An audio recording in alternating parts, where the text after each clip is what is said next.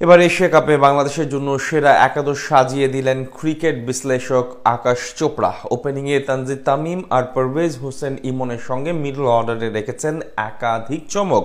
Pace বোলারদের নিয়ে সহজ সমাধান দিলেন এই সাবেক তারকা। সাথে টুর্নামেন্টে টাইগারদের সম্ভাবনা নিয়ে কথা বলেছেন তিনি। সব মিলিয়ে আকাশ চোপড়ার চোখে কেমন হলো বাংলাদেশের সেরা একাদশ, সেটাই জানবো রিপোর্ট।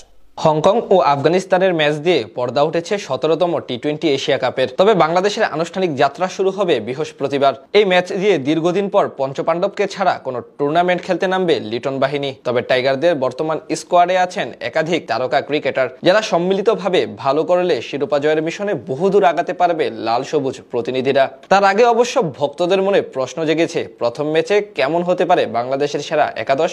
এবার সেই কাজটা আরো বেশি সহজ করে দিলেন আলোচিত ক্রিকেট ধারাভাষ্যকার ও বিশ্লেষক আকাশ চোপড়া। ম্যাচের একদিন আগে টাইগারদের সেরা একাদশ সাজিয়ে দিলেন তিনি।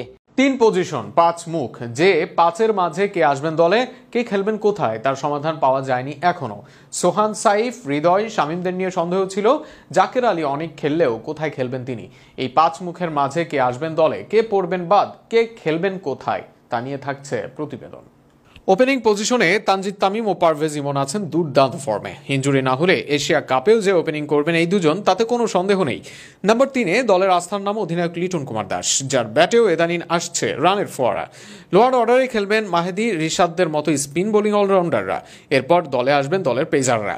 মাঝে তবে খেলবেন কারা, খেললেও কে কোন পজিশনে খেলবেন, সাইফ নাকি হৃদয়, সোহান নাকি শামীম, নাকি এদের কম্বিনেশনে জায়গা হারাতে হবে জাকেরকেও। সর্বশেষ ম্যাচে 14 বলে 9 করে অনেকটা যেন নিজের জন্যই কবর খুললেন হৃদয়। কেননা ব্যাটে বলে সর্বশেষ সিরিজে কার্যকারিতা দেখিয়েছেন সাইফ। 180 স্ট্রাইক রেটে 48 রানের সঙ্গে আছে কয়েক উইকেট।